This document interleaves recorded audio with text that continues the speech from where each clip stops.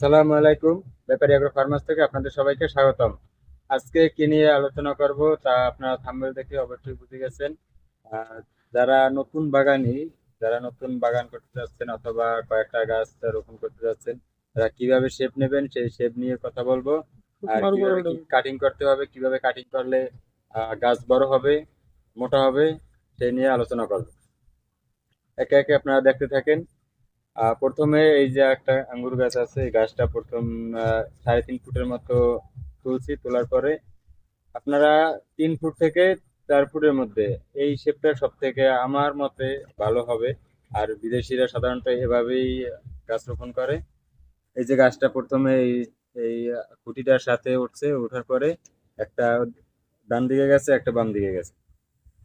এটা আমি 3 foot 4 foot যতটুকু স্পেস দেবো, অতটুকু স্পেসের মধ্যে এই গাছটা আবার মেন যে ডালটা ওইটা নেব। ওইটা নেওয়ার পরে তারপরে যে এই ছোট ছোট ব্রাঞ্চ আছে, মেন যে ডালটা আছে এই ডালটার সাথে যে এই ছোট ছোট সাইড ব্রাঞ্চ গুলো আছে, মূলত এগুলোতেই ফল আসবে।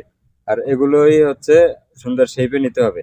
এখন এগুলো আমার গাছটা মনে করেন এটা হচ্ছে আমার সাধারণত মাপকাঠি।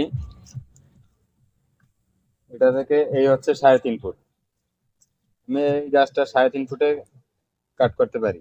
তারপরে আমার ওইদিকে আরেকটা গাছ আছে, ওই গাছটা আমি এক একটা গাছের দূরত্ব দিছি 6 ফুট। তাহলে এটা 3.5 ফুট হলে ওই গাছটা একটু কম আসবে, কম আসলে ওইটা আবার বেশি নেব। বেশি নিলে আমার এখান থেকে দেখা যায় যে একটা ডালের কাছ থেকে ওই গাছটার একটা সাইড ব্রাঞ্চ বের হবে, এই গাছটার একটা সাইড ব্রাঞ্চ বের হবে। তাহলে আমি এখন এই ডালটা এখান থেকে কাট করি, এই এখান থেকে এটা কেটে ফেলাইলাম। কেটে ফেলানোর পরে এখন এইটা সাইড ব্রাঞ্চ আছে, আর এই ডালটা এখানে বেঁধে দিতে হবে। আর এই যে সাইড ব্রাঞ্চ গুলো, এগুলো সব এখান থেকে একটা গিট রাখতে হবে। এই যে এগুলো দেখা যাচ্ছে কিনা, যে একটা চোখ রাখতে হবে, শুধু একটা চোখ রেখে তারপরে এখান থেকে সবগুলো এরকমের কাট করতে হবে। এরকম প্রত্যেকটা গাছ আপনারা এরকমের এক একটা পাতা রেখে, তবে এক একটা গিট বা এক একটা চোখ রেখে তারপরে এরকমের সবগুলো কাটতে হবে।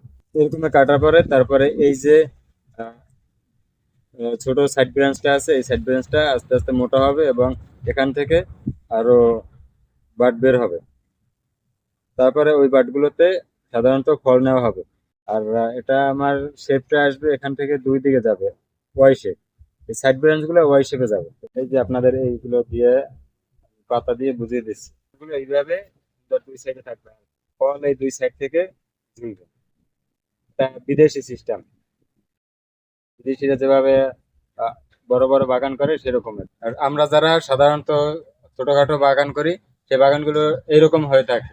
এই যে এটা ওয়াই শেপ, প্রথমে অনেকেই এরকম ওয়াই শেপ দেয়, ওয়াই শেপ দেওয়ার পরে তারপরে বিভিন্ন সাইড ব্রাঞ্চ এদিক ওদিক থেকে বের হয়, ওইগুলোতে ফল আসে। কারণ এই একটা গাছ আছে, এই গাছটা এই যে প্রথমে ওয়াই শেপে গেছে, দুই দিকে ওয়াই শেপে নেওয়া হয়েছে, তারপরে সাইড ব্রাঞ্চ গুলো বের হয়েছে।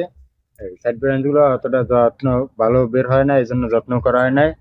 তারপরে এই আর একটা গাছ আছে, এই গাছটা হচ্ছে আবার অন্য আর একটা সিস্টেমে নেয়া। তারপরে আবার এই সাইডে আর একটা গাছ আছে, ঠিক আবার অন্য আর একটা ভাবে নেওয়া। ছোটখাটো যে বাগানগুলো থাকে, এগুলো যে গাছটা যেভাবেই যায় ওইভাবেই তোলা হয়, ওই হিসেবে খুব কম তোলা হয়। সব থেকে প্রথম যে শেপটা দেখাইছি ওই শেপটাতে সব থেকে ভালো হয়। মানে আপনারা যারা বড় বাগান করেন তারা ওই শেপে।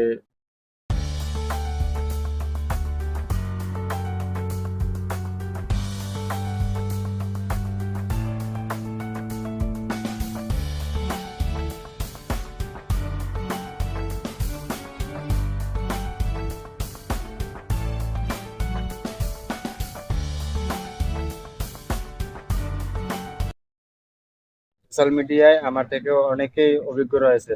যদি আমার কোনো কিছু ভুল হয়ে থাকে তাহলে আপনারা কমেন্ট করে আমাকে সমাধান করার সুযোগ করে দিবেন। যেভাবে দেখিয়ে দিলাম এইভাবে আপনারা গাছের শেপ গুলো নেবেন।